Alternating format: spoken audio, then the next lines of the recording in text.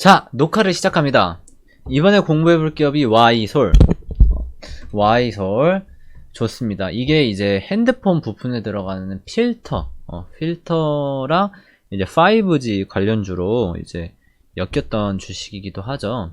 이 회사에 대해서 한번 볼게요. 투자에 대한 과실 플러스 비용 통제를 기대한다. 역사적 저점 PB 하반기 모멘텀. 그러니까 뭔 말이냐면 많이 빠졌다는 거예요. 그래서 목표 주가를 17,000원에서 15,500원으로 하향 조정했대요. 이유는 주가가 너무 많이 빠졌기 때문이기도 해요. 19년도 이후에요. 동사의 수익성이 낮아진 이유가 뭘까요? 그 봤을 때 팹 및 신규 필터 관련 대규모 투자로 감각비가 늘어났으나 이 말은 19년도 이후에요. 잘 나갈 것 같아서 공장을 많이 지었는데 매출은 안 늘어났다. 공장이 가동이 안 되고 있다. 또한 지난해부터 IC를 비롯해 원자재 가격 인상으로 생산 원가가 부담스러워졌다. 영업이익률이 하락한 이유가 원재료가 가격이 올라가지고 손실이 좀 컸다. 그래서 결국 투자에 대한 리턴 및 원재료 부담 해소 요소가 동사 중장기 수익성 개선 포인트다. 즉 원자재가 안정되려면 전쟁이 끝나야겠죠. 전쟁이 끝나면 안정화될 거다. 두 번째, 이 매출이 늘어나는 게 정체되어 있다. 이거 어쩔 수 없다. 이건 어떻게 할 수가 없는 부분이죠. 실제로 이게 잘 나가야 되는 거죠. 결국에는 잘 나가야지만 이거 공장을 더 돌릴 수 있는 부분이니까요. 신규 필터에 대한 기대, BAW 필터 양산에 대한 눈높이는 아쉽게도 낮아졌대요. 대신에 작년에 HS 필터 생산을 위해서요, 팹 투자를 단행했고요. 올해는 이제 하노이에 후공정 라인 셋업을 할 것으로 파악이 된대요. 계획대로라면 6월에 양산 준비를 마치고 하반기 중으로 고객사한테 공급될 예정이다. 적어도 하반기에 실적이 나올 거다. 라고 볼 수 있네요.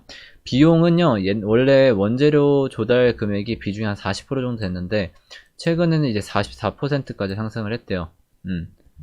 그리고 이 회사는 이제, 삼성전자 매출 비중이 한 50% 된대요. 매출의 50%를 차지하는 삼성전자 향 물동이 좋대요.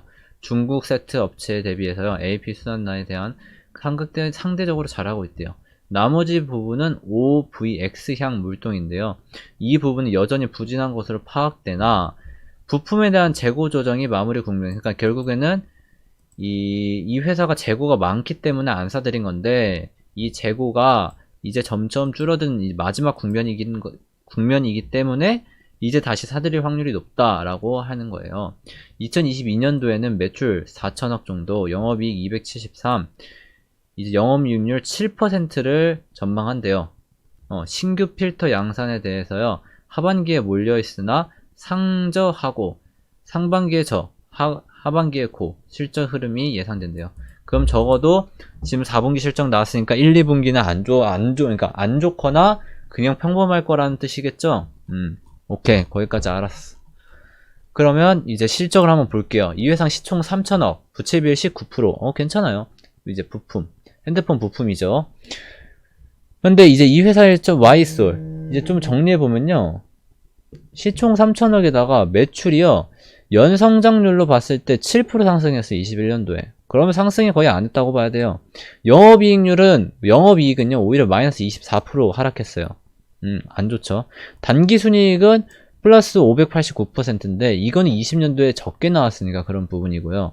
그럼 이걸 제외하면 매출은 7%로 그렇게 성장은 안 했고 영업이익은 마이너스 24% 정도 나왔다.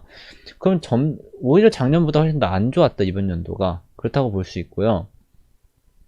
4분기 실적도 그냥 그랬다. 전년도 대비하면 영업이익이 늘어나는 부분도 없고 그냥 그런 부분인 것 같아요. 그리고 내년은 예상치로 봤을 때 4천억 정도로 한 10% 상승할 것 같대요. 매출이. 영업이익은 120%.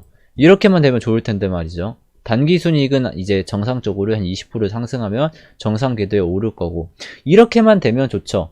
그리고 제일 중요한 건 영업이익률이기도 해요. 솔직히 전쟁은 언제 끝날지 모르겠지만 그게 좀 안정화되고 공장 가동 부분도 좀 늘어나면, 그러니까 매출 부분도 한 10% 늘어나고 영업이익률 부분에서도 이제 좀 증가해주면 원재료 부담이 조금 꺼지면 실적이 많이 좋아질 것 같다. 그리고 주가는 바닥을 그린 것 같다. 라고 리포트에서 말했는데, 그럼 이제 마지막으로 한번 차트를 봐야 되겠죠. Y솔. 바닥은 맞아요. 바닥은 맞긴 해요, 솔직히.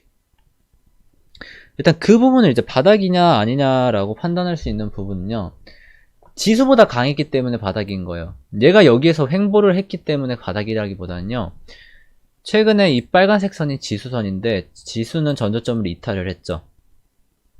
이탈했어요. 엄청 많이 빠졌잖아요.